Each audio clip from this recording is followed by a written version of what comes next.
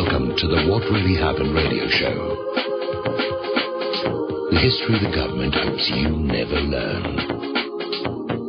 Here is your host, Michael Rivero. And aloha, America. Welcome to our show. It is Monday, March 16th, 2015, halfway through the month of March, into the first week of spring, but don't tell anybody in Boston about that. Of course, on Saturday, we had the Pi Saturday, 31415, for all you mathematical numerology type people out there. We have got lots of stuff to talk about today. The phone lines are open, 877-300-7645, 877-300-7645. Tom is sitting in our control room, twiddling the dials, keeping us out of trouble, ready to answer the phone when you call on in. Quick program note, Wednesday, in our third hour, Michael Strizky of the Hydrogen House Project will be our on-air guest talking about some of the technical issues. Okay, now, today, Vladimir Putin reappeared in public on video, looking good, looking just fine, for the first time in 10 days, and everybody's saying, you know, what's going on? Where were all the rumors about a coup d'etat, and he was dead, he'd had a stroke, he was off with his girlfriend and their love child and the rest of it. And it may turn out that the explanation is rather benign. Apparently in the Russian Orthodox Church, this is the start of their Great Lent, and Vladimir Putin may just have been living low-key, as in accord with his religious beliefs here. But what's really instructive is how everybody took this and just blew it way out of proportion, and they were out there saying, oh, there's been a coup, there's going to be, you know, there's tanks in Red Square, and it's just completely over the top. But Vlad is back and looking just fine. I wish the same were true over in Ukraine, because last Friday we reported on how Poroshenko has said the Minsk agreement has not worked out, meaning he didn't get what he wanted. And we're seeing all of this preparation by Kiev to relaunch the invasion of the eastern Ukrainian republics. And apparently Ukraine's Prime Minister Arseniy Yatsenyuk has called on the Ministry of Defense and the General Staff to put all Kiev's troops on full combat alert as of today. So it looks like this proxy war with Russia is back on track, because by golly, those war hawks in Washington, D.C., the Project for the New American Century, they've been working for a decade to build a new world war, and they're not going to be denied no matter how many other people have to die for it. They want their war, they deserve it, they worked for it, and they're moving forward on that. All righty, we're going to grab ourselves a quick phone call. Dustin in New Jersey, aloha, welcome to the show. What's on your mind? Yes, and you probably had something else on the list. Make sure my plane's standing by. Yeah, absolutely. I mean, we already know that a lot of the Kiev high officials have been seeking passports and visas for other countries. They've definitely got their bailout plans put together if this does not work. Hey, Mike, I wanted to talk of some of the comments people calling in saying, you know, they watch too much Red Dawn or read too much Dave Hodges about the Russians invading. I want to repeat this. Or they're paid propagandists, you know, working for their minimum wage by trying to fan the fear. The U.S. has nothing that nobody else has. You know, I mean, they can get shirts and jeans and knickknacks from China, and they get chickens from Brazil. When are people going to understand this? We make nothing they want. There's no reason for them to come over here, because what's here? Well, and again, look at the actual, you know, look at who's really doing the invading and the overthrowing and the coup d'etat all over the planet. It's not Russia. Russia's just trying to run their country like a business, make products for export, and peace through commerce. It's the United States and its allies in Europe that are out there saying, we've got to conquer the whole world so that they will continue using our system of banking and our currencies and not go off their merry way and just sort of run their lives for their own benefit. Yeah, NATO is just an expansion of you know, the European Union, Brussels, UK, the U.S. I mean, it's really, people really need to start thinking things out, you know, in general. I mean, it's just ridiculous. I hear all these people, oh, the Spetsnaz are over. Let me tell you, you know, we are, how many bases do we have around the world? You know? Something over 700 pushing 800 now. That's all you need to know. And that says everything. I mean, it's just ridiculous that people keep believing this nonsense about the Russians are going to invade through Alaska or Canada. I mean, come on, people. You know, watching too much Red Dawn. Yeah, what do we have that's worth the cost of invading? We don't really have much of anything. I mean, the Mideast has got the oil. You know, our farmlands are tainted with GMO pollen. They're not going to want that. You know, we've cut down pretty much all the forests in this country, you know, to make tax forms with, and we really don't have anything. Our factories are crumbling to rust. We don't have anything. Federal Reserve and Fort Knox don't even have any gold anymore. There's nothing here that justifies the expense of an invasion of this country. It's just the U.S. Poland, though. Poland, Lithuania, Estonia, they ain't got nothing either. They know they got nothing. They're just trying to get more money, you know, from the EU for, you know, that's all they're trying to do. You know, Russia doesn't need to go. They are moving east. Yes. Eurasian Union is it. You know, it's like these people can't figure out that, you know, we're a dying empire and, you know, everything's moving. Oh, they figured it out. They figured it out, but they're going to pull a Justinian on everybody and say, we're going to have one final moment of glory across the face of the globe, and then it'll all fall flat here, and we'll have to dig ourselves out from underneath the radioactive debris. Hey, I watched the video on Crimea. How do you, I don't know if you, well, I know you don't speak Russian, but he's saying, like, when he moved the S-300s to Crimea, he made sure, you know, so they can see him from space, you know, through satellites. Well, yeah, I mean, that's your classic saber rattle. I'm hoping that somebody will put that video up with English subtitles. I certainly would be very interested in seeing what they're actually saying over there. But again, it's, you know, we're in the middle of a propaganda war where our government has now said it is legal for us to lie to you and feed you bovine excrement until you do what we tell you to do, which of course is not what the United States of America is supposed to be about. And we know we're running out of time, like I said, because before another phone call, because this is all about debt expansion. You know, yes. The IMF needs debt expansion. They need it fast. And that's what it's about, man. Yeah, I mean, you know, other countries going into debt to other banks doesn't solve the problem of the Federal Reserve and the IMF and the World Bank, and that's really what it is. This private central banking model inevitably leads to war. It inevitably leads to collapse, but those who are on the inside make so much money off of this scam, they don't want to let go, no matter how many millions of other people's children have to die for it. And you can tell because, look at Monsanto already set up an office in West Ukraine. And yes. So did Joe Biden's son. So that tells you all you need to know. It's all about business. Oh, yeah, it is. You know, all this emergency IMF funding going into Kiev, Poroshenko is simply taking the Ukrainians' land and giving it to these agricultural corporations. They're going to have GMO growing all over Ukraine now. And he knows that Ukraine can't pay back their bills, so the IMF will, you know, come in. They'll buy back these businesses. They'll buy back stuff at pennies on the dollar, the land. That's exactly right. They're going to take Ukraine private. Like Greece, they, you know, I mean, yeah, it's just sad, and the majority of Ukrainian people really don't know what's going on. You know what I mean? I think they do. I get a lot of email these days from that part of the world. They know what's going on. There's still rumblings of revolution and coup d'etat by the military, but all the potential leaders of that seem to be dying off rather suddenly around Kiev, so they may have put that on hold for a little bit. Well, your right sectors to vote, they're very intimidating from what I hear. Well, you know, when you go around just killing people left and right, it does tend to cool down the debate a little tiny bit. Yeah. Thanks, Mike. All right, thanks an awful lot for the phone call. We're going to let you go. We're coming up here on a commercial break, and the rhetoric is just cranking up. They are bound and determined to sell you a new world war to get out of this financial mess because, hey, that's what worked the last 2 times, and that's what makes America great. No, it doesn't. It makes the Federal Reserve great. So we're going to take a break for commercials. When we come back, the latest idiocies from Victoria Nuland and Angela Merkel. Aloha, America. Welcome back to the show here. Now, the propaganda is flowing, but it's going ballistic at this point. They've brought out the bovine excrement howitzer to try and sell you that we have to go to war with, well, pretty much anybody. Russia, Iran, China, anybody who won't run their nation and their economy for the benefit of the American financial system, they're the enemy. Over at Sputnik News, they have an article about Victoria Nuland talks nonsense and plans for war.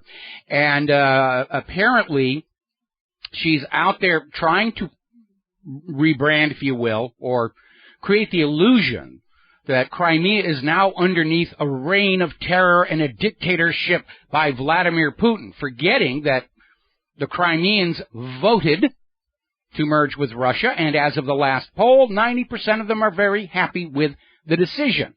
And Nuland has basically gone out into total fantasy land to try and find ways to demonize Russia and the Russians so that your children can march off to another major war to make the bankers richer and fatter than they already are. Now, adding fuel to the fire, article over in the Russian media is saying Angela Merkel is out there saying that Crimea must be returned to Ukraine. That Russia stole it. We've got to make sure that Crimea is returned to Ukraine. Now, there are some wrinkles with that, because Crimea was not actually ceded to Ukraine back in 1954. I got this from a reader letter. The Presidium of the Soviet Union did not have the authority to make that decision of giving Crimea back to Ukraine. They didn't even have a quorum. And apparently in 1991, Ukraine's President Leonid Kravchuk promised Russia's Boris Yeltsin that Crimea would be returned to them. And apparently in 1992, the Russian parliament declared Khrushchev's 1954 act to be invalid. So from a perfectly legal point of view, Crimea has never been part of Ukraine. But Angela Merkel says we ought to send our children out there to make sure it's ripped away from Russia and forced back to Ukraine. The Crimeans don't want to be part of Ukraine. They voted to secede.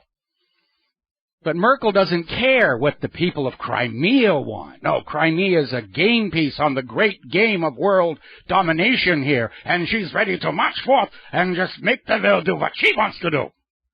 Here's your rifle, Angela. Here's your parachute.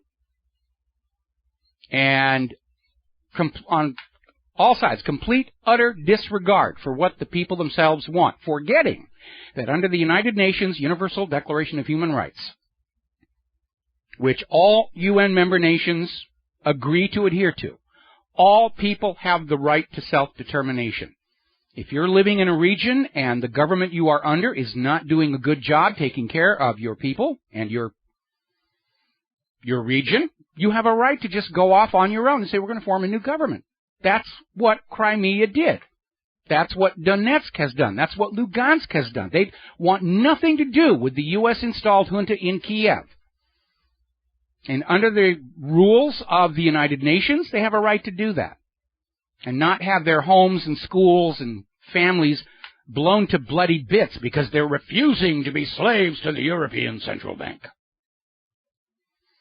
Now, as you know, Robert Scales, retired U.S. Army Major General, who was also a military analyst for Fox News, came out and basically said, you know, we've got to start killing more Russians to end this thing in Ukraine. And, of course, Russia's a little upset about that.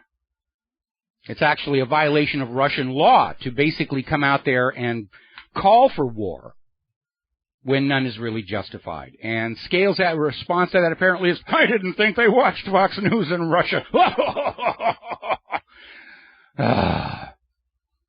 Story out of the local in Germany. John McCain is calling Germany a Russian appeaser. The script that they're playing is that Vladimir Putin is the new Hitler, Russia's the new Nazi empire, and anybody who doesn't see that and fling their babies onto the Russian bayonets right now, they're the new Neville Chamberlain. And the response from Germany is McCain has run out of his own credibility, and I would absolutely agree. Now, over in Ukraine, the wet work is continuing. We've been talking for a couple of weeks about how major political figures in Western Ukraine, those who might be at the core of an effort to remove Poroshenko, are all of a sudden being suicided. And apparently the chief editor of the Netyshinsky Gazette in Khmelnytsky, third time I got it right, the chief editor has been found dead, Olga Moraz. And apparently marks of violence all over her body. So they're not going to be able to say this one was suicide. Oh, yes, she stabbed herself 67 times and was a horrible, tragic suicide. And we're seeing the beginnings of a press clampdown in Ukraine. The correspondent of Radio Liberty, and this is all coming out of the Russian media. It's not being reported in the West. Correspondent for Radio Liberty fired for publishing stories about the murders of Ukrainian nationalists. This guy was keeping a body count. And so he's been fired.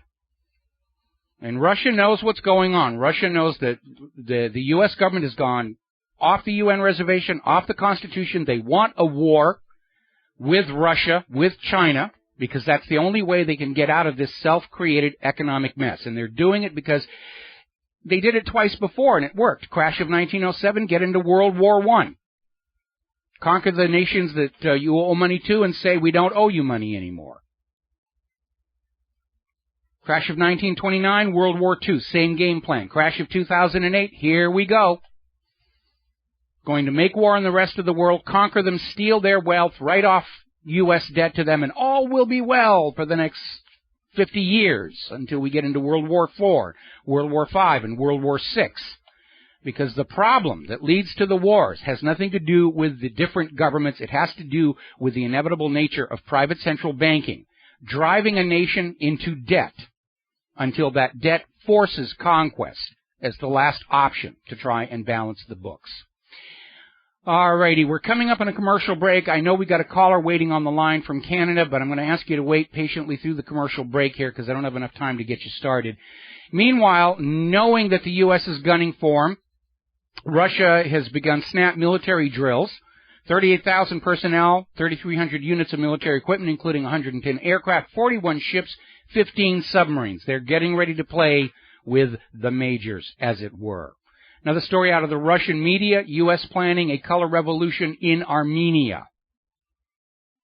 So they're still playing their little games. We'll be right back after these commercials. Aloha, America. Welcome back to our show here. And we're going to take this phone call here in just a second, but I want to follow up. Before the commercial break, we were reporting on this story out of the Russian media that the United States is getting ready to do a color revolution in Armenia. Another covert, not so covert, based on what happened in Kiev. They're going to drive out the current government, put in a puppet regime that will serve U.S. interests. Now, this comes hard on the heels of Venezuela announcing that they have foiled a U.S.-backed coup against their government. Hardly a new thing. The U.S. has been trying to regime change Venezuela for a great many years, even longer than they've been trying to regime change Syria. So it was kind of interesting to see U.S. State Department spokeswoman Jan Psaki get up there and say that the Venezuelan accusations were nonsense because the United States has a long-standing policy of not interfering with other countries' internal workings, ignoring what we did in Iraq 3 times, Libya twice, Syria almost once, and the rest of it. And apparently this was so unbelievable. Even the reporters at the State Department who were in that press conference, who try not to offend or they're going to get their tickets yanked, even they were out there. She said, come on, this is a joke. Since the end of World War II, the United States government has attempted to overthrow the governments of 50 foreign countries, succeeding half the time. And this is why the rest of the world hates the United States of America. Not because of our freedoms, but because the U.S. government has this horrible habit of going into other people's countries and overthrowing the government to take control of their resources and their economy. All right, we're going to grab a phone call here now. Al in Canada. Aloha, Al. Welcome to the show. What's on your mind? Hey, Mike. I have 2 things I'd like to say. I received the hoodie that I ordered. Okay. It's beautiful. There is no freedom without freedom to say no. Awesome. Also, what you were just talking about, you're right. Americans are becoming hated. A few years ago, I used to travel a lot into the United States. I was around Rochester. I checked into a hotel, and, of course, they asked me for ID. I gave them my Canadian driver's license. And the lady looked at me, and she said, you must hate us. I said, why? Because what we do. I said, I don't hate you. I don't hate Americans. I don't like your government very much, but you know. Yeah, that's it. We're dealing with the actions of out of control governments, whether it's the U.S. government, the Israeli government, Germany's government. Canadian government. Yeah, well, the Canadian government's getting there, certainly, with all this C-51. They're trying to turn Canada into the police state that the U.S. already is, and that's not a good thing. But no, the people of these nations, they're as victims as much as anybody else.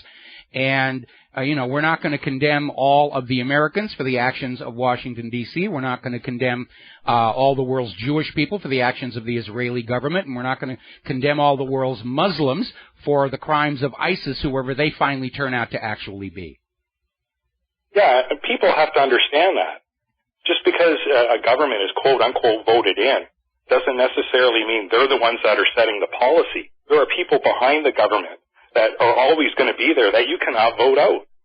Yeah, the ones with the money junkies. And, this nation was set up to limit their influence, and unfortunately over especially the last couple of decades, all the safeguards against our federal government being bought and paid for being for sale to the highest bidder, they've all been taken away. Ted Cruz is out there already campaigning and saying there should be no limits at all on corporate funding for political campaigns. Because it's just too much trouble to go around to ordinary citizens for campaign donations. They don't have any money anyway. I want to go right to the top, to the Bill Gates and the Soros, and just, get a bunch of millions of dollars from them, and then I'll run this nation for their benefit, and that's what makes America great. Well, yeah, and these rich people have already made all their money. I mean, what do they need more for? They don't want money. They just want power. No, they want more money. They're addicts. That's why we call them money junkies. It doesn't matter how much they have to have more. It's just like any other addictive process. Bernie Madoff is a good example. The guy was worth something like $9 billion personally. And it wasn't enough. He had to set up his little Ponzi scheme to cheat his investors out of another $65 billion. And then when it all fell apart, his wife was saying, oh, it's the fault of the Gentiles. We didn't do anything wrong. They really are addicted to money. And just like any other addict, they don't see the harm they bring to those around them, their community, their society, their nation, by their addictive, destructive behavior. They just got to have more of those numbers in the computer, more of those ink and paper notes to pile up in the middle of their living room, roll around on it naked, and have orgasms. So I'm going to let you go, Mike, but what do we do? Like, what do you do? What can we do about this? Well, again, I counsel patience. The system is tearing itself apart, and at some point they're not going to be able to keep up this illusion that we've got a working, functioning economy any longer, and the panic will come in. I am expecting the government of the United States of America to collapse as rapidly as the former government of the Soviet Union did. Probably take most people by surprise, and we have to be ready to stand up and decide for ourselves what the next government will be, and not let some carpetbagger come on in and try and restart the same scam all over again.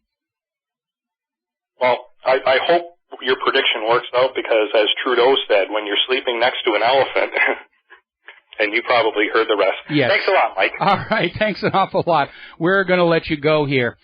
Speaking of Venezuela, because of the oil price wars harming their economy, things are falling apart down there. Their food supply, more accurately, the food supply chain is starting to come apart.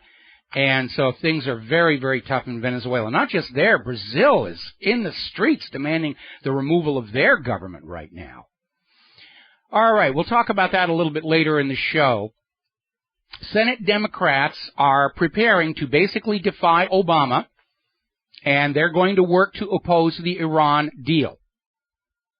And this puts them right alongside the Senate Republicans in engaging in foreign policy directly, which is illegal. Congress is supposed to determine the laws for domestic tranquility and balance. The only time Congress gets involved in foreign policy is to ratify or reject a treaty. And the P5+1 is an agreement. It's not a full-blown treaty. But the Constitution vests foreign policy solely in the executive branch. And there is a law, the Logan Act, which says anybody who bypasses the White House and the State Department to conduct foreign policy negotiations with a foreign head of state like Netanyahu or this stupid letter to Iran, they can go to jail for 3 years, and they ought to. And it's just a reminder, the United States Congress has been totally subverted by the government of Israel. They don't work for you. They don't even work for Obama anymore. They just said that. President, we don't care. We've got to start a war on Iran because that's what Netanyahu wants. And I'm sure everybody's kind of in a holding pattern, waiting to see what's going to happen with tomorrow's elections in Israel. The polls are not looking good for Likud Party and Netanyahu, but the way Israel's government is set up, where it can form coalitions, Netanyahu could find 4 or 5 small parties and pull them together and say, okay, now we've got a majority of seats and I get to be prime minister again. And he's desperate. If he loses his job, he's looking at prosecution for corruption. So we're going to see what's happening, and I think a lot of people are going to wait and see if by some miracle Netanyahu falls from power. I think the situation's going to calm down. If he wins re-election, the war will be on. We'll be back. We've got a phone call waiting after these few words. And aloha, America. Welcome back to the show here. We're talking about the situation in Iran in response to the GOP letter where the Iranian government is basically saying this letter undermines U.S. legal standing around the world because all of a sudden it looks like we have multiple governments competing with each other. And they're absolutely right. It's making the U.S. look weak. All right, we're going to grab ourselves a phone call from Giovanni in West Virginia. Aloha, welcome to the show. What's on your mind? Hey, Mike.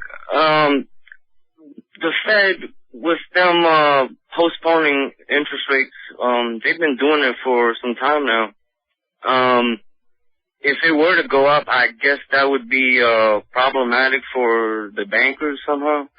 So my question is, what would be an outside force that would get them to drive interest rates up besides the Fed? What would get them, or what would get the Fed's rate to go up? Okay, well, the situation is right now the entire American economy is being kept solvent by additional massive borrowing at close to zero interest. And in the long term, that will bring the economy down because at some point the hyperinflationary effects are going to be seen and the rest of the world is going to accelerate their move away from the dollar. Now, the reason they're always talking about a rate hike is because those private central bankers don't like the idea of loaning out all this money and not getting any interest on it. They want to get back to the model where they're just creating this money out of thin air, they loan it on out there, and people have to pay it back with interest. And they can't print up money out of thin air to pay the interest, which means they have to do what the people who have those pieces of paper and ink tell them to do. That's the enslavement mechanism. So they're sort of caught between a bind where the money junkies have to go on loaning money to keep the stock market up.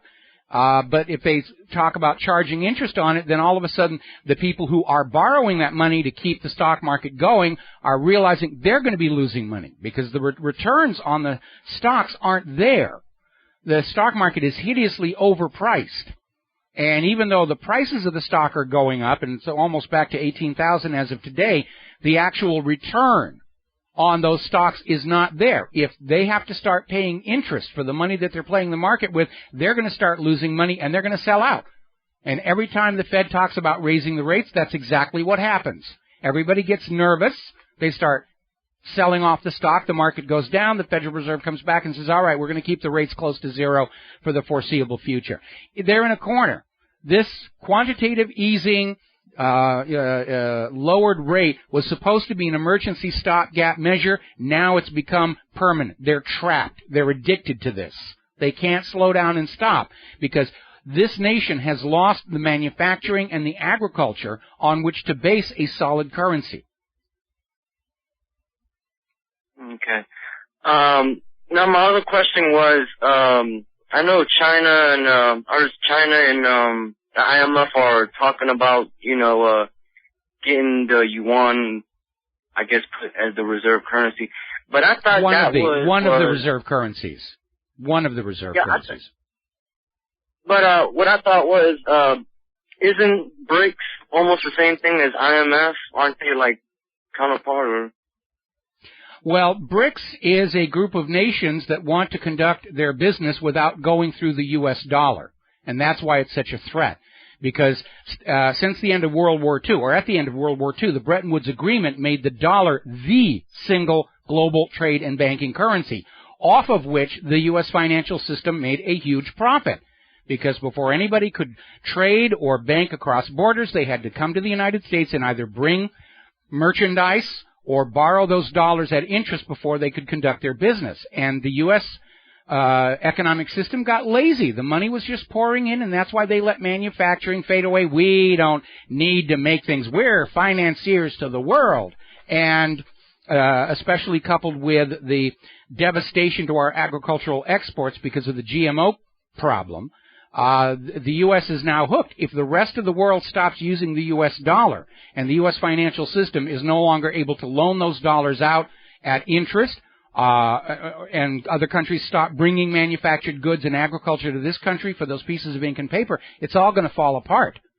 And the IMF has clearly seen the writing on the wall because now they're approaching future global economics in terms of multiple accepted global trade and banking currencies. And back at the end of World War II, when accounts were still being settled, if not with bullion, then with boxes of printed banknotes, having a single acknowledged, recognized currency actually made some sense.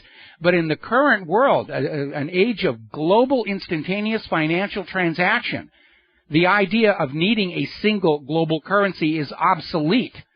The U.S. has been maintaining it only because they get a mafia-like piece of the action of all of the rest of the world's trade through this mechanism and through the petrodollar. And both of these systems are now falling. All right, well, thanks a lot, Mike. It was a great show. All right, thank you very much. We're going to let you go here.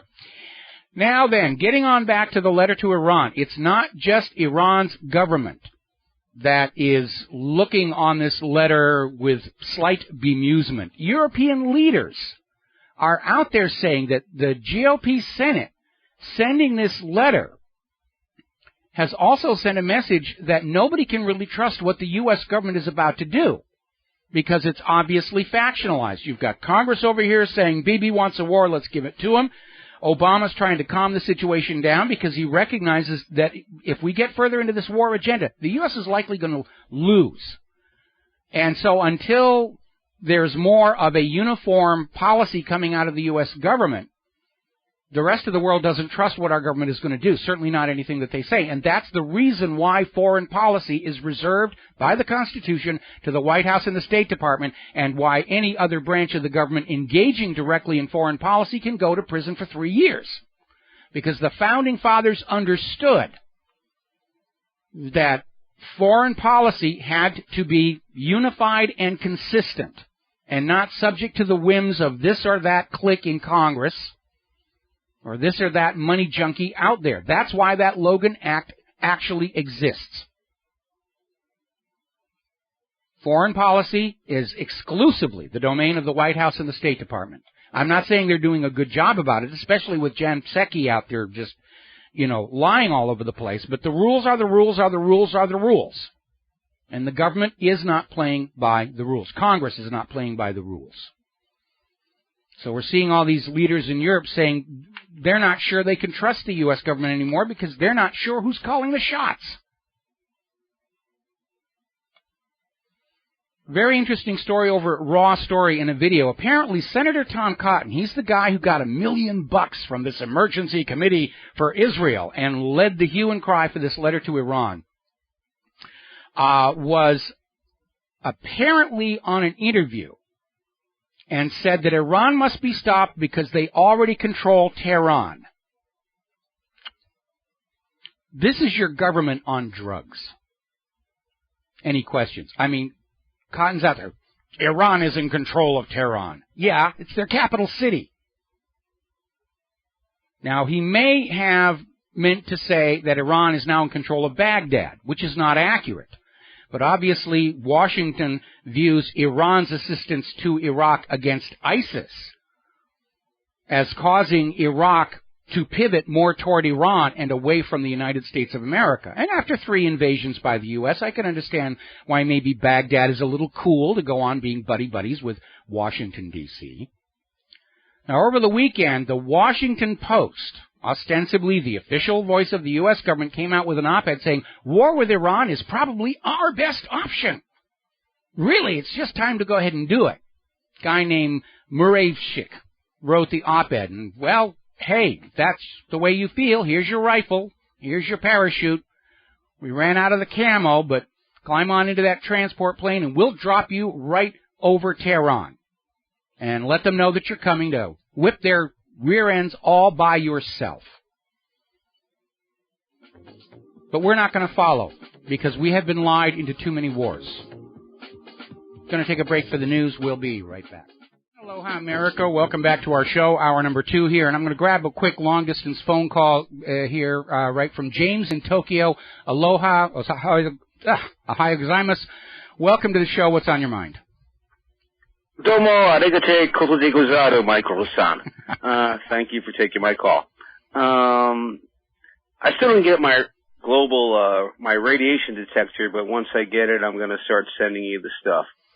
Yeah, actually, you inspired me to get my detector back out and take a look, and we're actually, our baseline is consistently a little higher than it was before Fukushima, so it looks like some of this is starting to backwash or backflow here as well. Well, when I get it, if the results are great, I'm going to send it, and if they're bad, I'm going to send it. So, I hope they're great, actually. But, well, I hope so too, but we keep hearing about, there's spontaneous fission going on in the ruins underneath the reactor. They're dumping the water into the ocean here. Man, there's no getting away from this mess here. And here on Oahu, at least the airborne radiation is still considered in the safe level, but it's noticeably above what it was before Fukushima. So, yeah, we're seeing the effects here. Absolutely, and thank you for your kindness. And I really, I'm your best fan, even though Al Gore says that you're directly responsible for the deaths of over 1 million groundhogs that came up for spring and froze to death. Well, Al Gore's out there saying, that climate deniers have to be punished. We have to punish anybody who disagrees with me. And they're actually thinking of running him. Would you believe Doberman with 3 legs had frostbite and my Pinto wouldn't start? Oh, my goodness. That's, that gosh darn that human-caused global warming. And the Democrats are so concerned that Hillary is going to crumble from her accumulated baggage. They're actually talking about having Al Gore run in 2016, Mr. Human-Caused Global Warming himself, who's already out there screaming that anybody who questions his divine wisdom on human-caused global warming has to be punished, and we've got to tax carbon. It's, Well, I know. If God intended us to vote, he'd give us candidates. I have a feeling that Claire really trusts you as a great husband, because I'm sure you don't have a crush on Hillary Clinton, from what I've heard from Excuse me while I retch. Okay. I'm back. As far as the interest rates, I do want to talk about just like quick things, and sure. Then I got to go. I don't think the interest rates are ever going to rise. As you said, America, I don't think, can repay the debt. As another caller that you had before, the IMF is trying to do some kind of deal where the renminbi will be a part of the global reserve, and that's true, actually. And recently, America was trying to kick out Russia from SWIFT, and they actually ended up making him a board member. I think the trend right now is that everybody realizes that the dollar is going down, but they're not going to let it go down all the way. They're not going to let it crash, but they're just going to, make it a whole basket full of currencies. But you always recommend gold and silver. I got to tell you, I don't think it's a good advice to give now, but when you did before, like maybe 2.5 years ago, I bought maybe 2,000 ounces of silver at 19-something. I saw it go up to 48, went back to 34. I sold it. I lost maybe $2 from the spot price, but I made some, good money. And I think a lot of people are still going to just get into yield because there is no yield anymore in the world. You know, maybe if you get some real estate cheaply somewhere, but it's basically going to be still the stock market. And so for a while, the problem with that is the stock market is being manipulated. They're not even trying to hide that anymore, and the people who are inside are perfectly happy to go along with the rigging because on paper they are becoming extraordinarily rich. But when you have a market that is as overvalued as this, in the event of a major downturn, only the first ones out will actually get their money. Because the support... The first ones out get the money. And You're everybody right. else gets a broker report with an impressive-looking number on the bottom and nothing else. Now, the advantage but everything is being manipulated, from the stock market to gold to silver, you know. They are. Every time the stock market goes down... Every time the stock market goes down, a bunch of paper gold and silver contracts gets dumped on the market to drive gold and silver down so that people don't start selling their stocks and getting into gold and silver. But over the long term, silver and gold should not be looked on as an investment so much as wealth preservation, because the gold and the silver are going to hold their value much better than the paper equities.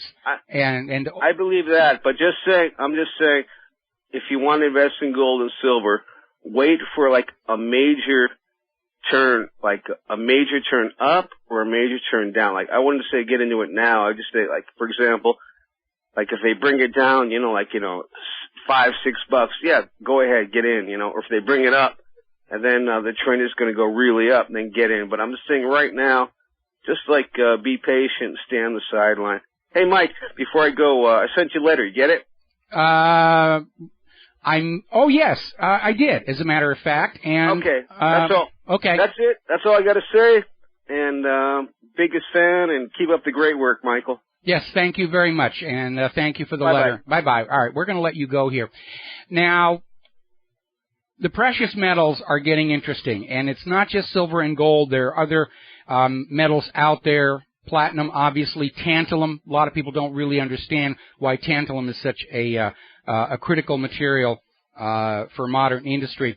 But, I look at some of this stuff that's out here. When I was a kid, long time ago, I will admit, copper was junk metal. Yes, they made the pennies out of it, but they also made the plumbing at the hardware store.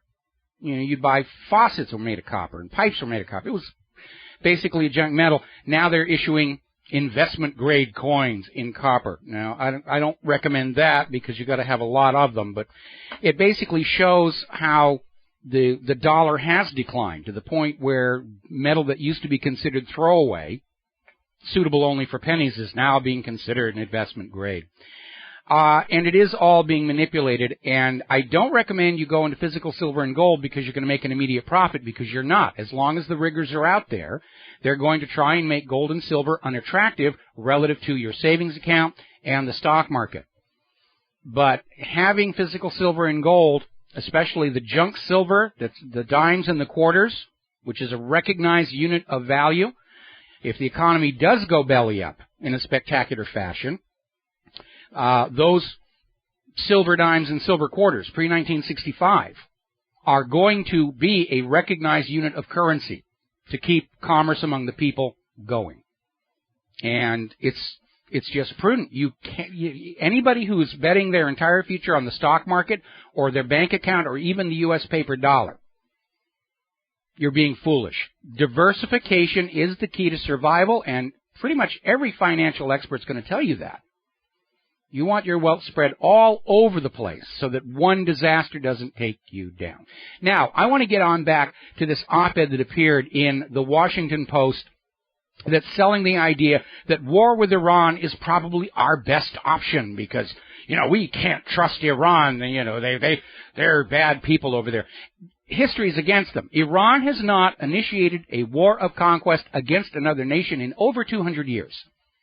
Standing in stark contrast to the United States and Israel, which can't seem to go 2 months without attacking, invading, or drone striking somebody. But the agenda is war with Iran to get control of their oil, sell it only for the U.S. dollar, and to remove a regional political rival to Israel. And that's what they're out there pushing. Now, when we come back from the commercial break, I'm not the only person critical of this op-ed in the Washington Post. We'll be right back. Aloha, America. Welcome back to our show here. And just a couple of quick comments. That Washington Post op-ed saying war with Iran is our best option has drawn fire from a number of sources. Article over at warisacrime.org. The Washington Post will kill us all. Because war with Iran will be a strategic threat to Russia and to China and could easily escalate into a full-on nuclear World War III. And I think that is inevitable because the United States, although it spends far more money on weapons than other countries, the weapons they're buying tend to be junk because the whole purpose of the military-industrial complex is not to make working, efficient weapons, but to make money.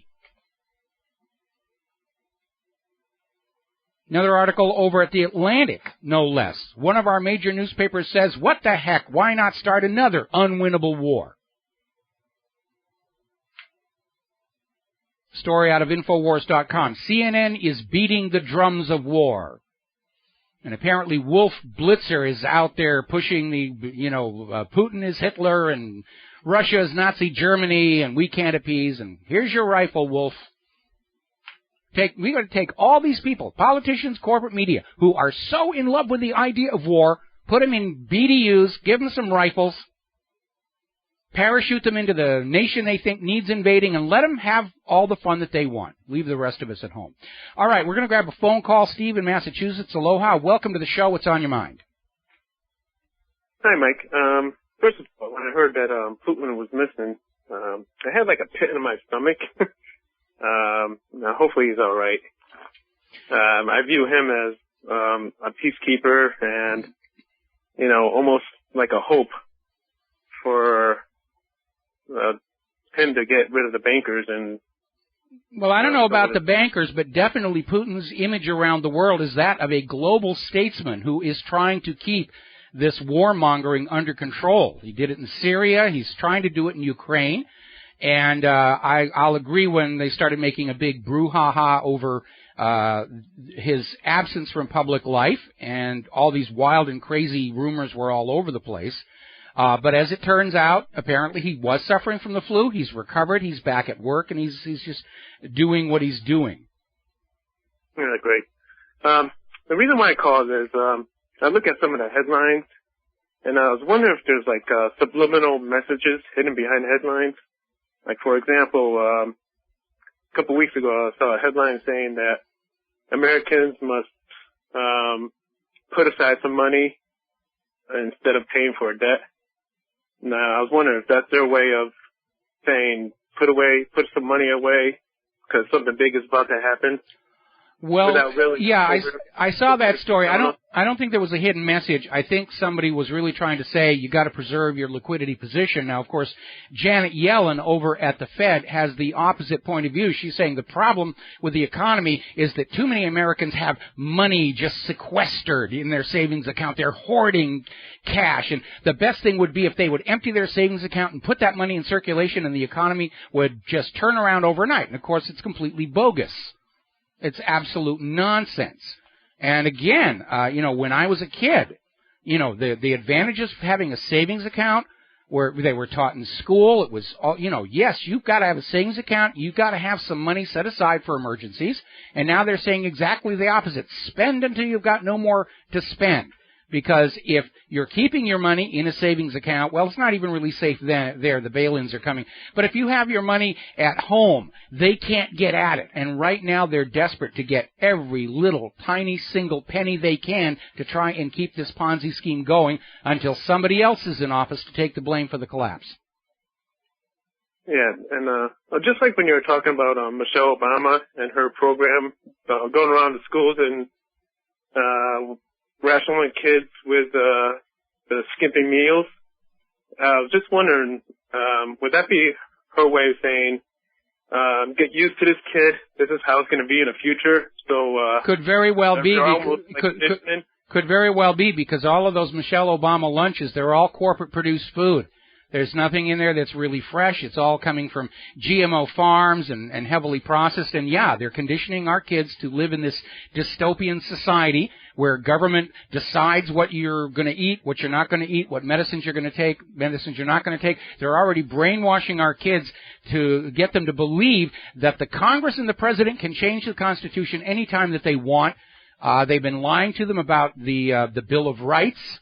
You know, saying that the Bill of Rights only applies to a National Guard and not the ordinary citizens. We haven't seen this kind of brainwashing of young people since Hitler's Nazi Germany and Stalin's Soviet Union. And they're doing it right here to our kids. And boy, are they on the warpath against homeschooling. One more example, too. I don't know. Like, when I see the women joining ISIS and kids joining ISIS, I wonder if that's their way of saying, well, ISIS is the enemy, and when the troops go over, they can kill women and children, kind of dehumanizing them. You know, that might be one way to do it, but, you know, I question this whole idea whether women and children are joining ISIS anyway because of that discovery where this, up in Turkey, they arrested a Canadian intelligence agent who was trying to smuggle 3 British girls into Iraq to join ISIS. And I think part of I think part of that propaganda is so that Britain can say, see, we have people in our population ready to join ISIS, and that's why we have to spy on all of you and, you know, ignore your right to privacy and the rest of it. And apparently Turkey has now connected this arrested Canadian spy with the Canadian embassy in Jordan. So that whole situation's starting to really unravel. Yeah, I don't think they're actually joining either. I just think it's when the troops go over, it's they can go over and just kill whoever they want and not think twice about it because the women and children are ISIS too. Could very well be, and again, they're using this idea that people are leaving our countries and going to join ISIS as an excuse for more of these draconian surveillance and dictatorship laws. They're doing it in Canada. C-51 is all being sold on the idea that ISIS is already inside Canada, ready to strike, and that's why the Canadian government has to monitor everything that you are doing. Unbelievable. Okay? All right, Mike, that's it. Thanks for everything. You're doing a great job. All right, well, thank you very much for the kind words. We're going to let you go here. We've got another caller waiting on the line, but we're about to hit a commercial break. So, Anthony, be patient. 4 minutes, we'll take your call as soon as we come back from our commercial break here. Meanwhile, we're finding out now that Netanyahu tried to cancel a Mossad briefing for U.S. senators because the Mossad was saying if you move forward with more sanctions, the P5+1 deal will fall apart. That, of course, is what Netanyahu wanted. And, of course, Netanyahu knew that the Mossad was going to tell the U.S. senators Iran isn't building a nuclear bomb. Can't have the U.S. senators know that. It just gets in the way of them doing as they're told. We'll be right back. And aloha, America. Welcome back to the show here. As you know, we're coming up on the elections tomorrow in Israel, and Netanyahu's already playing the victim. Oh, the foreign countries are working to exclude me from power. How dare they do that? I'm the victim. I'm the victim. This coming from the guy who tried to subvert, may have subverted, U.S. foreign policy going to the Congress around Obama. So his attitude is it's okay for him to meddle in the internal politics of other countries, but nobody should meddle in his, unless, of course, it's to support him. All right, we're going to grab ourselves a quick phone call. Anthony in Canada, aloha, welcome to the show. What's on your mind? Hi, Mike. I'm a big fan of your show. I recently donated. I really like what you're talking about. The big thing right now is I was looking at the 47 senators that were supporting or going against discussions with Iran. And the thing that really surprised me was Rand Paul being on that list. And, talk about a complete sellout. And his excuse was that I'm trying to strengthen negotiations with Iran. And the funny thing is this, when Obama got elected, people criticize Democrats for still supporting them, even though he sold them out. The question is now, are people like Alex Jones going to go against Rand Paul because he's completely against Rand Paul? He's supporting Rand Paul. Will he go against Rand Paul, showing that he's been a complete sellout? He's recently met with Sheldon Adelson. Is this guy anything like his father in any way? No, he's absolutely not. And I think part of the problem may be that Rand Paul has daddy issues. He wants to outdo his father, and he doesn't care what moral compromises he has to make to do it. He just has to go further than Dad did.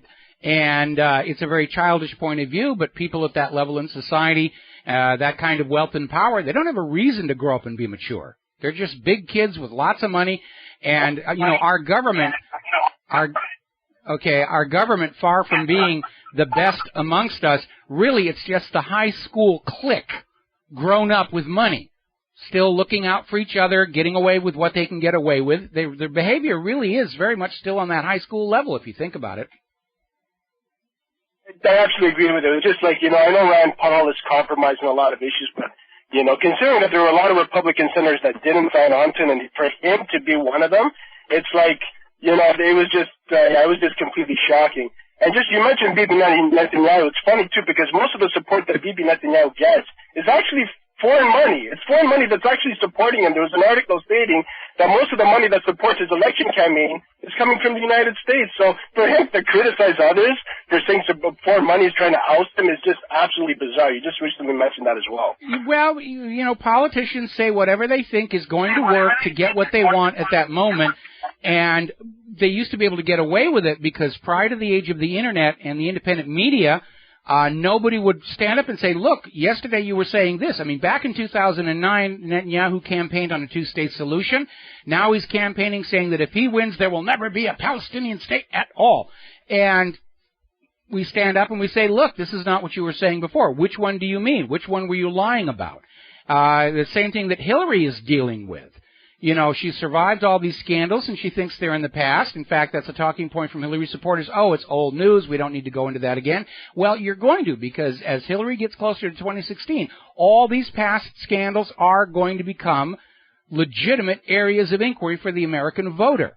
The cattle futures trades, Whitewater, Castle Grande, Morgan Guarantee, the death of Vince Foster, travel office firings, State Department email mismanagement. All of that's coming up. I mean, like I said earlier in the show, some Democratic leaders are saying Hillary is no longer electable, and they're going to bring Al Gore back and run him one more time. I wonder how much of Larry Silverstein's money is supporting Netanyahu, but, we won't get into that subject. One last point. The 28 pages, I know there was, your initiator saying it was exposing Saudi Arabia. I know you recently also mentioned that, now it could possibly expose Israel. I know Wright Dawson is really putting all his eggs in this basket, thinking it's Israel. What's your consensus on this point on what it's really in those 28 pages? Well, I think there's absolutely no question that 9/11 is the kind of false flag that Israel likes to do. We know that Mossad agents were arrested, cheering and dancing as the towers came down. We have Carl Cameron's 4-part story on the Israeli spy ring that was discovered just before 9/11, the largest foreign spy ring ever uncovered in our country, working for Israel. And on that Fox News show, there was a U.S. government official that confirmed there was evidence linking these Mossad agents to 9/11, but that evidence was classified by the U.S. government, and they just got sent home. Okay? Now, from the point of view of Saudi Arabia, I mean, right now we're in an age where 9/11 is used as part of the justification to invade anybody. Oh, we've got to invade Afghanistan. They were behind 9/11. Well, Iraq was behind 9/11. We've got to attack them. And Saudi Arabia is now on, for some reason, on the U.S. government's special high-interest targets list. But seriously, Saudi Arabia doesn't have a reason to do a 9/11. They've made a huge amount of money off of the U.S. because of the petrodollar arrangement. They've invested much of that money back in the United States, and they're not going to do anything to have that money seized or confiscated or frozen.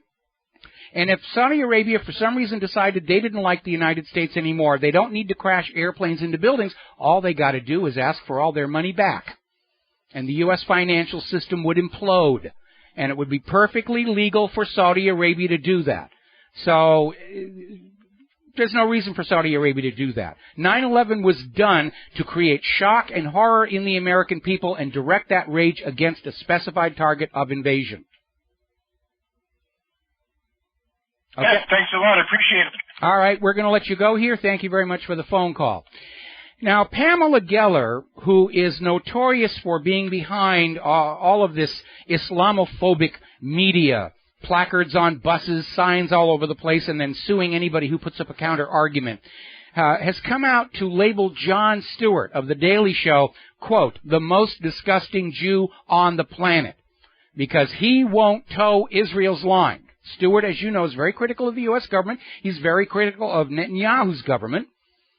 And apparently Pamela Geller felt that even though Stewart is leaving his show, enough was enough. And she was over at WorldNet Daily just screaming that he's a classic self-hating Jew. And conflating being Jewish with unquestioning support for Israel. And that is absolute nonsense. Nobody says you have to unquestioningly support the United States government to be a real American. Our nation was started on the principle that real Americans are going to stand up and tell the government when it's misbehaving. Meanwhile, actor Jon Voight is out there screaming that Obama does not love Israel. And he's out there saying, see, Obama doesn't love Israel. We've got to do something about that. Well, Mr. Voight, and I have to tell you, I mean, I met him many, many years ago in Los Angeles. He was working on feeding hungry homeless children. I had a lot of respect for him at that time, but now it's evaporated. You know, even if he is Angelina Jolie's dad. But Mr. Voight, please keep in mind, the job of the United States president is not to love another country, it's to love this one. To do what's best for the American people, for the American economy, for the American infrastructure. Israel's government's job is to love Israel, and they seem to be fulfilling that. But to go around inside a country saying that your leadership has to love a foreign country, that's mutinous, if not treasonous. But Israel's trying to really ramp up the celebrity star support, and we have all these people coming out and saying, oh, we've got to stand with Israel. I was looking at Fox News. They're running this whole series of commercials. You must stand with Israel. No, I don't have to stand with Israel until Israel behaves in a manner that is worth standing next to. And that's what it comes down to. It is not anti-Semitism. It is not hatred of the Jews. It is the behaviors and the actions and the deeds of the government of Israel that is the problem. By the way, a new Gaza Freedom Flotilla is going to be sailing in the next couple months. We'll be right back. Aloha, America. Welcome back to our show here. Now, last week there was another one of these ISIS videos, where ISIS was smashing these antiquities. Oh, horror of horror. They're doing bad things. They're smashing antiquities. They're short-sheeting bunk beds. They're tearing the tags off their couch cushions. They're passing wind in elevators. They're evil people, and you should not hesitate to fling your babies onto their bayonets. Well, it turns out this may have been another hoax, because according to Fazwe Al-Mahdi, head of the Antiquity Department at Iraq's Cultural Heritage Authority, the objects seen in the video were replicas made out of plaster. It was just another staged hoax. They were fakes. The real ones are still in the vaults of the museum. And in order to keep the propaganda going about, ooh, bad, bad, evil ISIS, the general director of the Department of Media and Relations at the Ministry of Tourism has come out saying, oh no, absolutely, those were the real things that were being destroyed by ISIS. Absolutely, you've got to believe that. So we've got this little argument, and I think we ought to get this tourism media guy and the director of the museum, get them in a ring. Best 3 falls out of 5. That's the story we'll go along with right now. But this sort of leads into this statement that came out from Robert David Steele. He's a 20-year Marine Corps infantry and intelligence officer. He was the second-ranking civilian in the U.S. Marine Corps Intelligence Agency and a former clandestine case officer for the CIA. He's a spook. And he came out and said most terrorists are false flag terrorists created usually by U.S. security services. And he went on to say, here in the United States, every single terrorist incident we've had has been a false flag or has been some kind of an informant for the FBI setting patsies up. They have to create an enemy and make you hate them enough where you will gladly spend your money and the blood of your children attacking the designated enemy. Now, as I mentioned earlier in the show, there's been a bit of a stink because the Turkish government arrested a Canadian spy who was trying to smuggle 3 British girls into Iraq, supposedly to join ISIS. And apparently this Canadian spy is now linked to the Canadian embassy in Jordan. And what's going on here is they're trying to create this idea that ordinary citizens in countries here in the West are just so motivated to join ISIS they will go over there and become part of the problem. And as that caller suggests, one of the aims of this propaganda is to make it acceptable for our soldiers to be killing women and children in the battle zones. Because they're all ISIS. They're all working for ISIS. And, of course, the other aspect of the propaganda is they're trying to convince us that ISIS is already here amongst us in the United States, and that's why they have to ignore the 4th Amendment and the 5th Amendment and the 9th Amendment and the 10th Amendment in order to spy on us all. Because any one of you might be ISIS. I don't think so. I think ISIS is maybe 200 people and a video production unit. And what the U.S. government is calling ISIS in places like Libya, Syria, and Iraq are the people of those nations trying to take their countries back from U.S. puppet rule. Now, it has been a while since I have gone to church. Actually, I got kicked out of my Sunday school when I was living as a kid in New Hampshire. I kept asking embarrassing questions. But I seem to recall there's this list of 10 things you're not supposed to do. And the list we had, which is not exactly the same as the list other religions had, but it had something in there about thou shalt not kill. But apparently the Vatican is now endorsing military force against ISIS. Remember I said we're already slipping into a new dark ages, and here we have the Vatican. The Roman Catholic Church is out there trying to crank up a new unholy crusade. All the Christians against all the Muslims. It's insane. You know, the new Pope, Francis, some of the stuff he says I like. Some of it is insane. Now, down in Spain, their government is in serious, serious trouble. All kinds of scandals are erupting, corruption going on. And Spain is starting to behave a lot like it did under Francisco Franco.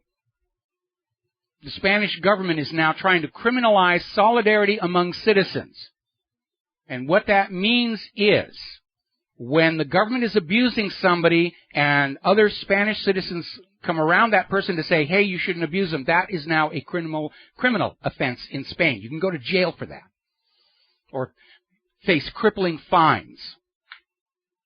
They're literally trying to criminalize the Spanish people standing together against oppression. That's a warning sign. Meanwhile, down in Brazil, there is a major protest taking place all across the country. Now, the story I put up there, what really happened, was from Zero Edge saying thousands crowd Brazil streets demand military intervention. They're asking their military to take over the government and get rid of their corrupt leaders. And this is a growing trend around the world. This push to create a new global government with a global central banking system has created the conditions for a global revolution. Now, I'm getting emails from listeners and readers who are in Brazil saying the protests are nationwide and the numbers are in the millions, not thousands.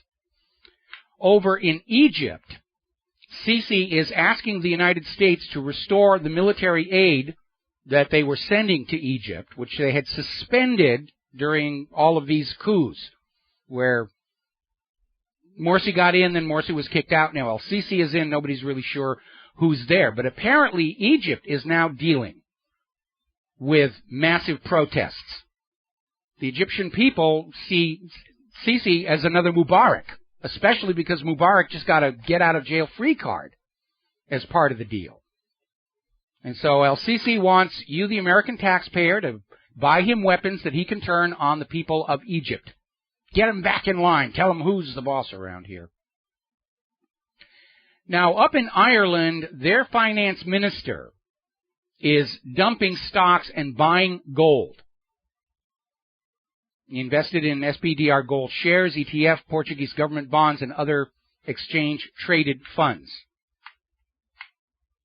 I think the whole financial world is realizing that the dollar has run its course, and they're all making moves away from it. Even nations that we normally would have considered our friends and supporters, like Great Britain.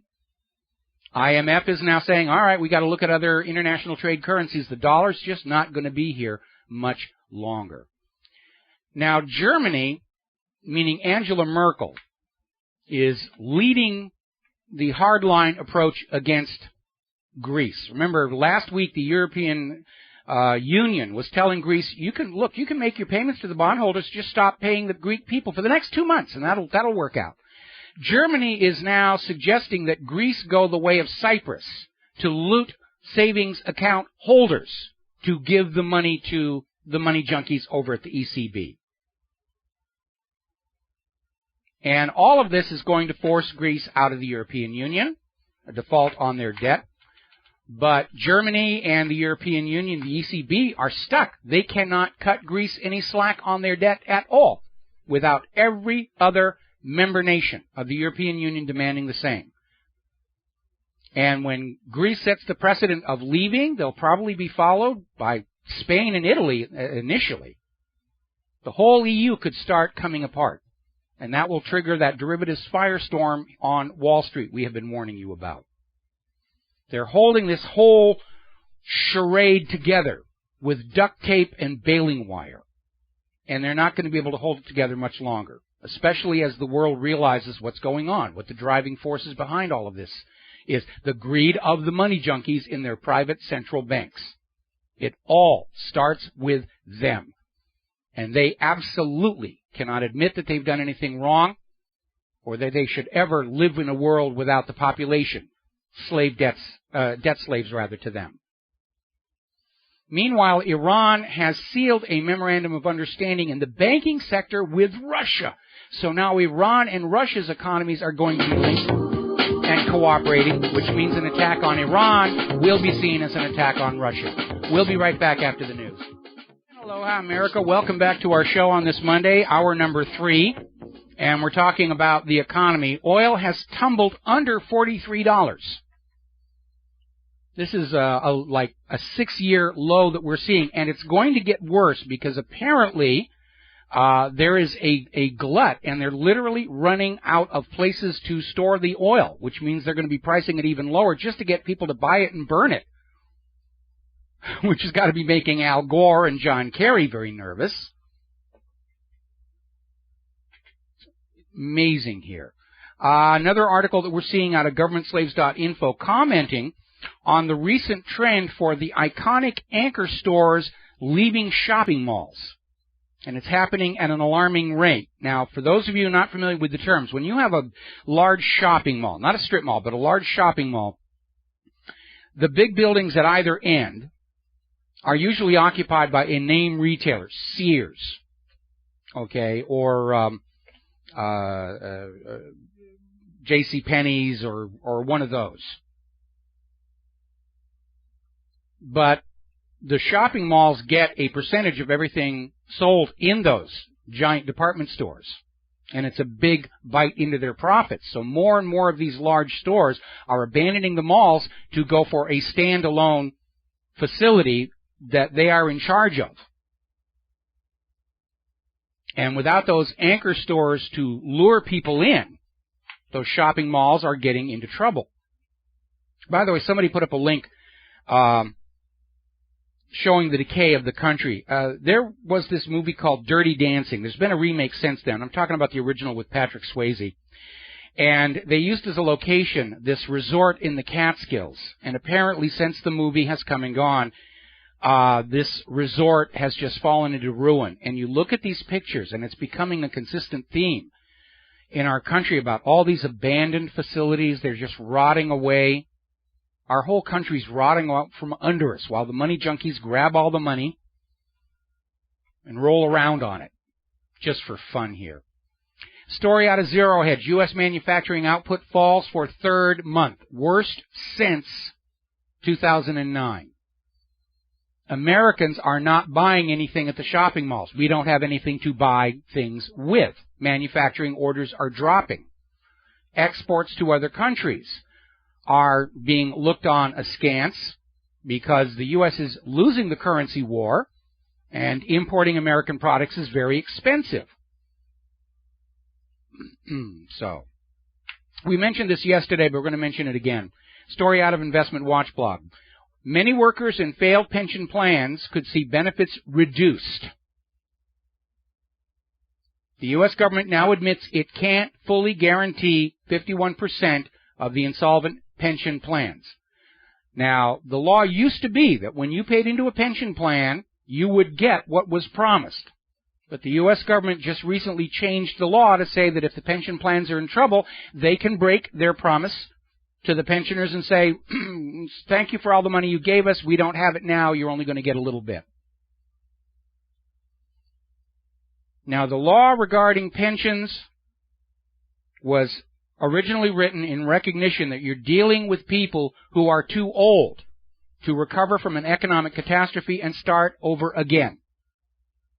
That's why pension funds were limited in what they could invest in to AAA investments. But back in 2008, at the height of the mortgage-backed security fraud, Wall Street's pet rating agencies all rated those bundles AAA, which allowed pension funds to invest in them. Then the fraud collapsed, the pensions were defunded, and instead of these pension managers standing up and pointing the finger of blame where it richly deserves to go, they're just turning around and dropping the losses on their own pensioners. Because it's always easy to drop the losses on people below you rather than above you. There is a growing movement across the United States of America on college campuses. Petitions are being filled out calling for the cancellation of all student debt on the grounds that young people were encouraged to go into debt for student loans to get a college education with the promise that when they graduated college they would be qualified for high-paying jobs with which to repay those loans. And those high-paying jobs don't exist. They've all been offshored. And so the students, there's merit to their argument here. It's time for a jubilee to reset the system. And this will go absolutely nowhere, because if they start canceling the debt of the student loans, then the rest of America is going to stand up and say, well, look, all of these debts we have were the result of government mismanagement. Let's write them off as well. So the U.S. government and financial system is as trapped regarding the student loans as the European Central Bank is regarding Greece's debt. And they'll just stand there looking proud, standing on principle as the whole system sinks into the ocean. Pardon me. Another article out of Investment Watch blog. The system is inherently fragile because banks are creating new loans many times larger than their available capital, profiting off the interest they earn. But this new loaned money is created out of thin air. It's not actually there. It's just numbers in a computer or ink and paper. And they can't keep doing it forever. Sooner or later, all this instant creation of money out of thin air, most of which seems to wind up as bonuses on Wall Street, I might add, it's going to cast even more doubt on the security and reliability of the U.S. dollar. Foreign nations, foreign investors will start dropping the dollar. It's going to happen very quickly when it goes. Another story here, this is out of whatisyusa.info. Apparently there is a major problem this tax season with scammers calling people who are in tax trouble, saying they're from the IRS and demanding immediate payment by means of a credit card or something. And apparently these hoaxsters, posing as the IRS, have targeted more than 366,000 people. Apparently, one victim lost more than $500,000. And that tells us a couple of things. For one, it tells us that a lot of Americans are in tax trouble, which we already knew from all these commercials we're hearing about. We'll settle your business with the IRS for you. Now, over in Ferguson, they've arrested somebody for the shooting of 2 police officers who has said that he wasn't actually shooting at the officers, he was shooting at somebody else. and not to lose the momentum on the please feel sorry for the police officers propaganda, 2 police officers in Los Angeles were lightly wounded in gunfire. So somebody's trying to get out there and make us all feel sorry for the police and make us forget about the fact that this tension with the police department comes from years of unbridled brutality by the police against the American people. And they're trying to spin this as a race issue, white cops and black people. It isn't. It's police officers of all colors brutalizing Americans of all colors. And it has to stop. Now, somebody put up this very interesting article. Actually, it was a link to a search page at Google looking for images of the Tsarnaev brothers wearing their backpacks. And, of course, there are none. Because apparently in response to some of the information that has been put out by the independent media about the Tsarnaevs and their gray backpacks and the black backpack with the bomb, the FBI has come out insisting that they do, in fact, have photos of the Tsarnaev brothers wearing exactly the same black backpack as housed the bomb, which makes it really they had two backpacks, and of course the FBI isn't actually sharing those pictures with us. We just take their word for it that they've got all the evidence they need. No, they don't. This thing was a hoax right from the get-go. There's actually a video from the Boston Marathon bombing that we linked to from whatreallyhappened.com where you can hear an announcement over a bullhorn. This is a drill. This is a drill. If at first you don't succeed, lie, lie again. That's the motto of the U.S. government. We'll be right back. And aloha, America. Welcome back to our show. And now it's time to talk about Hillary's email scandal. Much to the annoyance of Hillary's supporters who are already out there saying, this is last week's news. Really? Isn't it time to move on? We have more important things to talk about. No, this is actually pretty important. As it turns out, at least 3 of Hillary Clinton's top aides were running their email through Clinton's private server while she was Secretary of State. One of these aides has ties to the Muslim Brotherhood. Gee, I wonder if potentially classified documents somehow leaked out to a foreign interest group. Unless Muslim Brotherhood is working for the U.S., the way Al-Qaeda was and ISIS is. But we don't know. What is very obvious at this point is the federal government is engaged in behaviors, operations, policies that are being kept from we, the American people, who are expected to financially support these policies, up to and including the sacrifice of our children's lives. We're going to go to war over here, and you don't need to know the details. Just sign those checks, fill out the forms, and give us your children. That's all you need. That's all you're good for. Breeding workers and soldiers. That's your place in our society here. Story out of Fox News. The Clinton camp has issued a clarification regarding the deleted emails. Now, last week, it basically came out that some 31,000 emails have been deleted. Supposedly, what was left over after a keyword search identified anything that was responsive to the congressional subpoenas. And, of course, everybody was out there saying, that's nonsense. The keyword search could miss a lot of things. Hillary turned over the emails on hard copy paper, specifically so they can't be searched electronically.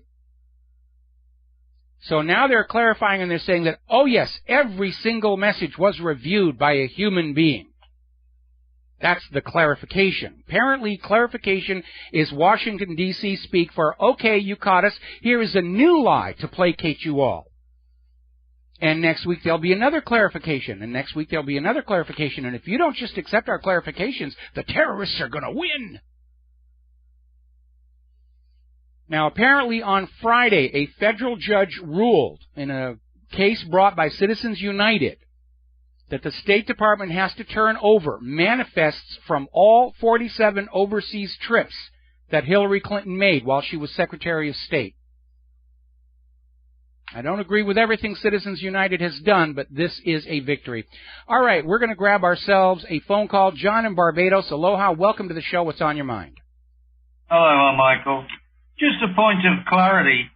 In 1921, MI6 actually formed the Muslim Brotherhood using local Egyptian people to combat Arab nationalism. And so that sounds about right. Correct. You're blaming the wrong entity. It's MI6 that runs the Muslim Brotherhood, not the CIA. Well, I imagine there's probably a lot of overlap going on. I mean, it's one big intelligence community. But the idea that there was one of Hillary's aides has ties to the Muslim Brotherhood, was using her private email server. I mean, come on. This is unacceptable. This is absolutely unacceptable. By the way, there's been another development. Remember when Hillary had her little press conference and said that all of the emails regarding State Department business were saved at the State Department's end anyway, and that's why she was exempt from keeping her own copies. As it turns out, the State Department only started their own archiving system a couple of months ago. So it's just this blank space in the history of the United States, especially regarding Libya and Benghazi and what was going on there. Well, I mean, it's like Jen Psaki and Hillary Clinton, both of them. You know, there's a hierarchy. There's lies, then there's damn lies, and then there's Psaki and Clinton statements. Yeah, it is. And their whole attitude is when they get caught on one lie, they'll come out with a clarification. They're just polishing the bovine excrement right before our very eyes and saying it is your patriotic duty to smell the smell and salute it. And all the rumors, I giggled my socks off this morning when it turned out that Mr. Putin has been alive and well and has appeared on television today. Yeah, and we don't know where he went. It could have been a combination of, it does appear that he did have an attack of the flu, but he's over that now. And could have also been, his girlfriend is expecting a child. Could have also been the Russian Orthodox Lent, which severely curtails your personal behavior during that religious observance. We don't really know. What we do know is that all these stories about he been assassinated, stroke, coup d'etat, been deposed, it was all just nonsense being thrown out there to try and confuse the issue and embarrass people who bought into any one of these false trails. Well, talking about muddying the waters, that was a prime example of it. Yeah, absolutely. Absolutely. Anything else, John?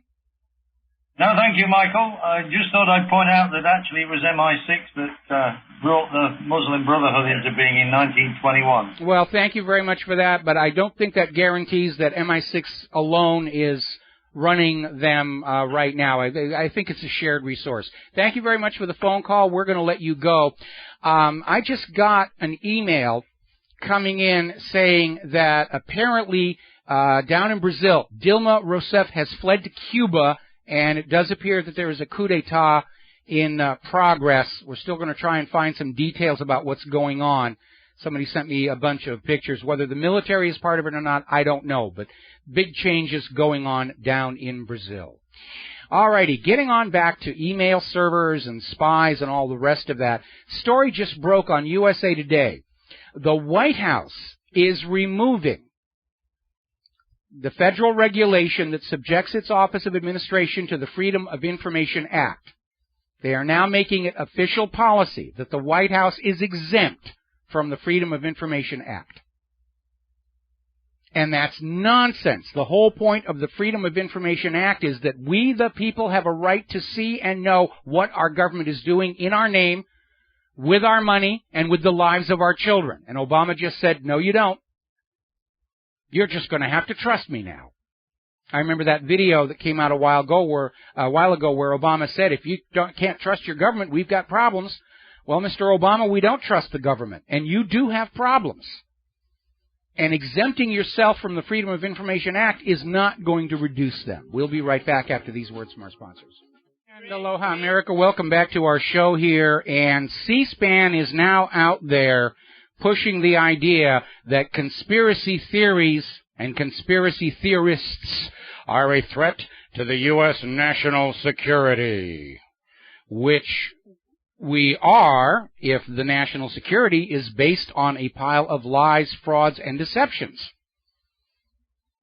Because so many of these conspiracy theories have turned out to be conspiracy facts.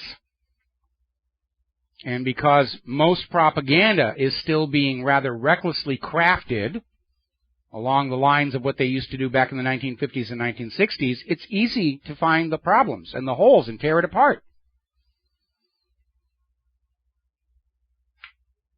Now, the First Amendment to the Bill of Rights gives us all freedom of speech. And the First Amendment is not about artwork in a museum with dung attached to it. It's not about exotic dancers. It's about reserving to the people the right to stand up and say, the government is wrong. The government is lying. The government is not in possession of all the accurate facts with which to make good choices. And every time the government plays a hoax on us, those who doubt it and start looking at it are denounced as conspiracy theorists, which was a term crafted by the CIA to try and trivialize those who question the official story and dismiss them out of hand. Oh, that's a conspiracy theorist. You don't want to listen to them. It doesn't matter how much evidence they have, what photos they have. Once they're a conspiracy theorist, you don't want to be seen with them. Decent people should never be seen with conspiracy theorists. So they're basically out there calling for government censorship again. You know, the official version. Some politician was out there trying to say that the media is only those corporations with licenses issued by the FCC, and nobody else has the right to call themselves the media or the corporate newspapers. Nobody else is the media. You shouldn't listen to them. Only listen to the media that we have licensed to find out what you are supposed to be thinking today. All right, we're going to grab ourselves a phone call. Eric in Nebraska. Aloha. Welcome to the show. What's on your mind? Aloha, Michael. I guess I've got not quite a conspiracy, but maybe a whodunit or a believe it or not. I just read a small book about the testimony of a dying woman. She died in 2009, claiming she was married to Howard Hughes for the last 31 years of his life. Mm-hmm. It was really interesting to me, and I noticed today that a film that Warren Beatty directed and acted in just went from post-production to completed and coming out in May 21st. Okay. I'm not here to plug a book or a movie, but it's just kind of something to think about. I found it really interesting. And okay, well, we're getting a little listener occlusion going on here. What is this film about? Is it about Howard Hughes? Is it about this woman? It's the plot line about the film is about romance he had in 1958. But if you look at the cast, there are people that do show up later in like the 70s, like General Samoza or something like that. But I just found it kind of a nice little detour of a whodunit. I mean, he definitely had the means and the motivation to get out of the public eye, I think. And that's about all I got. If you want to talk about it, that's fine. If not, aloha. Okay, aloha. Howard Hughes, first of all, following his really terrible airplane accident, in hindsight, apparently did suffer some brain damage. And, of course, his inner circle fed his paranoia to keep him isolated to protect their own jobs. Plus, he was the pain medication that he was on for the permanent pain from his accident that muddied his mind.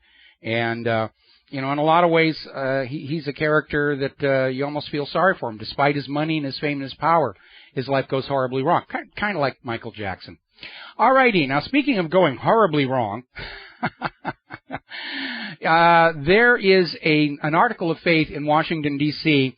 that the F-35 Joint Strike Fighter program will eventually be made to work no matter how many trillions of dollars they have to spend on it. But the latest report from the Defense Department's Director of Operational Test and Evaluation presents this laundry list of all the reasons why this aircraft is not ready to go into combat and will not be anytime soon. But because of politics, they're going to keep on throwing money at this thing. It's already the world's most expensive fighter aircraft. Can't fly in the rain, can't fly in the fog, can't fly near lightning. Software error prevents most of its weapons from working. The helmet fire control system, $700,000 per helmet, and they have to be fitted to each individual pilot. Still does not work. Right now, they're only able to fly twice a week. The rest of the time, they're hangar queens. All right, we're going to grab ourselves a phone call. Damien in New York, aloha. Welcome to the show. What's on your mind? Aloha, Michael. Great to talk to you. I just wanted to put out there, just see what your opinion was on it. What do you think about the possibility that maybe all this, fictional, it could have been this, it could have been that about Putin and his whereabouts, perhaps him, his own staff, or even, somebody else put it out there kind of as a preemptive strike, like if they do try to create a little coup d'etat situation or anything. I think it was basically there's a lot of people in the corporate media who are looking for any excuse to demonize Putin any way they can, and I think their imaginations got the better of them, and they went out with all of this nonsensical stuff. And, they're looking pretty silly right now for having gone out there and hung their reputations on coup d'etat, stroke, he's been assassinated. There was all this talk about there was going to be a big world-changing announcement from Moscow yesterday, and of course that didn't happen as well. And it may have been, trying to please their corporate and political masters by finding some other way to demonize Putin, because right now, the reality is around the world, Putin is seen as a global statesman who is basically the bastion against these wars going any further and escalating. And in order for the war to be escalated, they're trying to find any way they can demonize him at all. And it's not working. I am seeing it as the same thing. Not working. I'm seeing it as the same thing. And of course, we know we can't really, their veracity is forever, in jeopardy. It's part of the corporate media and what their agenda is. Well, that's the funny thing. That's the funny thing. They seem to be operating in the belief that if they can shut down the independent media and the internet, that Americans will just automatically switch their trust back on and go back to watching and believing what they see on the TV news networks and in the newspapers. That's not going to happen. It can take decades For sure, this FOIA request thing that you're just talking about now, the fact that they're basically saying, you can't question anything that we do. We can lie, we can do this, we can do that, as well as the media. I mean, there's no consequences for them. They tell lies, it doesn't matter to them. Nobody's holding their feet to the fire for any reason. And now Washington themselves, like what you're saying with this FOIA request, just denying basically the people to actually have any information as to what's really going on. That's exactly what that means. The White House has just said, you, the American people, have no business looking at what the White House is doing in your name, with your money, and the lives of your children. And that, of course, is contrary to the spirit of the Freedom of Information Act. It's contrary to the spirit of the Bill of Rights and the Constitution as well. Yes. Yeah. Well, it seems like this is just a pattern. I mean, they've done that with corporations. They've made it. They've made them exempt from so many different legalities and from telling the truth or lying. They've been doing it all along. The difference is now the people know it's been happening. They know the scale of lies they live in. We're coming up on a commercial break. Real quick, what else is on your mind? I just wanted to, I had sent you an email about it regarding Joe Holden and micro hydro energy. Did you happen to get a look at that? Not yet. Actually, I did, but I'll talk about that a little bit later. We got to take a break for commercials. We'll be right back. Aloha, America. Welcome back to our show. Last segment of our program today. So, of course, it's time for us to talk about human-caused global warming.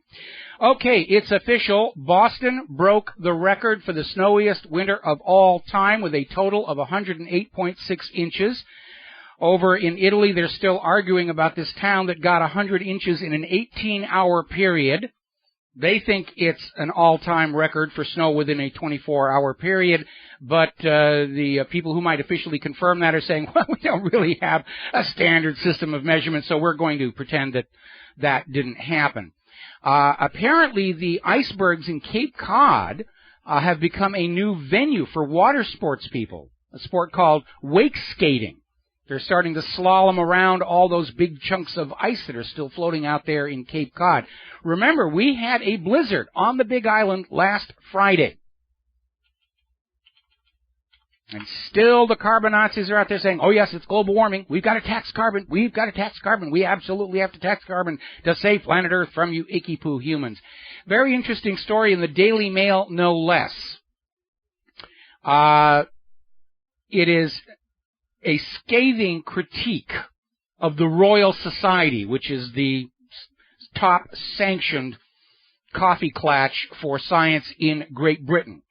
And one of its fellows, which is a very high-ranking position, has gone public saying that the individual scientists in the Royal Society have been saying all along, the science is not settled on human-caused global warming. It's just not there. And yet the official position of the Royal Society is there is no room for debate. This is what we're going to say, and you will say it, which is exactly what science was going through in the centuries before Galileo. The Earth is the center of the universe. That's what we're going to say. You work out the details yourself, which led to the science of epicycles, science's longest-running goof in all history. And they're scrambling out there trying to find some new hook to sell human-caused global warming. Over in news.com down in Australia, climate change will make steak and chicken taste worse. Future barbecues for the Australians will be ruined because the quality of food is going to be harmed by human-caused global warming. John Kerry is out there saying climate change is as sure as gravity.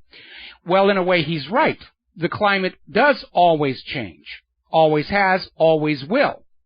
The idea that climate can be stopped from changing, that is the artificial construction. But, of course, what John Kerry is out there pushing is the global warming, all the fault of humans, and let's tax carbon. That's what he's doing. And these liars are not only unrepentant liars, they are shameless. And they're going to keep on lying until they think the opposition will just get tired and say, all right, the Earth is the center of the universe. Leave me alone for a while.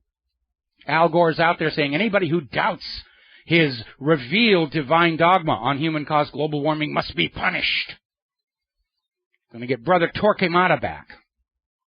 Anybody who doesn't believe that the Earth is the center of the universe will be flogged and tortured or burned at the stake, like Galileo and Giordano Bruno. And by the way, the Vatican has apologized for being a little rude with Galileo, but still won't talk about Giordano Bruno. Over in California, they're screaming about the drought. NASA's come out there saying that California only has a year's supply of water left. What will they do? Well, what they're not talking about, I think it's illustrated by this story. California is turning back into a desert, and there are no contingency plans. Well, California has always been a desert. What stopped it from being a desert and made it productive for agriculture was this gigantic system of aqueducts and aquifers and wise water management. But the aqueducts have been allowed to fall into disrepair. There are cracks in the system that are pouring millions of gallons of drinkable water, irrigation water, into parts of the ground where it's not really needed. And there's no money to fix this system because all the money's being given to Israel and Wall Street and the war machine. Now, there's a story over in IntelliHub. California's disgusted by stinky black tap water. Officials tell them to drink it anyway. Now, the reason that California is in a serious water crisis, in addition to the failure and collapse of the irrigation aqueduct system, is because two of the largest aquifers in the state that provided drinking water to California have become contaminated by fracking waste. The water is not safe to drink. Even if the government tells you it is. Oh, all right, it's black, it glows in the dark. Trust us, it's okay. Just go ahead and drink that. Amazing stuff here. The FDA has just approved double the aluminum content of the Gardasil vaccine and is still talking about mandating this for all young girls and young boys, because we know how often boys get cervical cancers. Now, on Last Week Tonight with John Oliver, he did a segment on how drugs get marketed. We linked it to the front page of whatreallyhappened.com. You have got to look at this. It is not only very funny, it is bang on spot with how all of this is driven by sales numbers and literally payments to doctors to get them to prescribe and push certain medications, even off-label. And he mentions a database that you can access to check if your doctor is getting payola from the big pharmaceutical corporations. And it was rather alarming to find out the doctor who treated me a little more than a year ago has been getting thousands and thousands of dollars from big pharmaceutical companies to do whatever they want him to do. So you got to make a point of seeing that. John Oliver, Last Week Tonight, Marketing to Doctors. It's absolutely brilliant, and it's rapidly becoming one of my favorite shows. As well it should. Okay, apparently 10 U.S. charity staff are leaving Sierra Leone amid an Ebola scare. Apparently one of their workers is confirmed to have come down with the illness. They're evacuating all of them back here to the United States of America. So all this talk about, the Ebola crisis in Africa is over, maybe a touch premature. And part of the problem with Ebola, especially when it comes to the idea that they're going to come up with a vaccine for it, is that Ebola is an RNA virus, and RNA viruses mutate very rapidly. So it's just like they're saying today, well, this year's flu vaccine wasn't effective against this flu because the flu mutated. Well, the same thing happens to Ebola very rapidly. Okay, studies are showing that 75% of air and rain samples collected contain Monsanto's Roundup, glyphosate. It's toxic. It's a known carcinogen, and it's being used so much it's now getting into our food and water supply. Meanwhile, the insects have evolved to tolerate the pesticides produced by Monsanto's GMO corn. So all those farmers who signed the contracts and are buying GMO corn, and now they're stuck. They can't go back to heritage corn. They'd have to let their fields sit fallow for 3 years or burn them. Just scorch them to get rid of the GMO pollen so that they don't get sued for patent infringement by Monsanto. So now they're paying huge amounts of money for the seed. The bugs are still eating the corn. They're having to go back to dousing their fields with all of these pesticides they thought they were not going to have to use anymore. And anybody who says that evolution is a myth, that's it right there. The bugs adapting to tolerate the toxins, that's evolution at work. Now, here's a fun story, and I really have a big round of applause for Robert Downey Jr. Apparently, he is lending his celebrity status to a project that is making prosthetic arms in movie designs. And he literally brought a prosthetic arm that looks like part of the Iron Man suit to a boy who was born without one. The interesting part of this is it cost this system about $350 to make one of these prosthetic arms. Apparently, David Prowse took an arm made to look like a stormtrooper arm to another kid. And the kids got these things for free. And it just shows how powerful this new 3D printing technology can become in terms of assisting people who need this kind of stuff. Alrighty, there's the music. Time for me to get out of here and get some animation work done, pay a few bills around this place, because frankly, we're broke. We will be back tomorrow here on the Genesis Communication Network. Until then, stay safe, stay informed, stay skeptical, make good choices. Share what you know with everyone you know. We'll be back tomorrow. Aloha, America.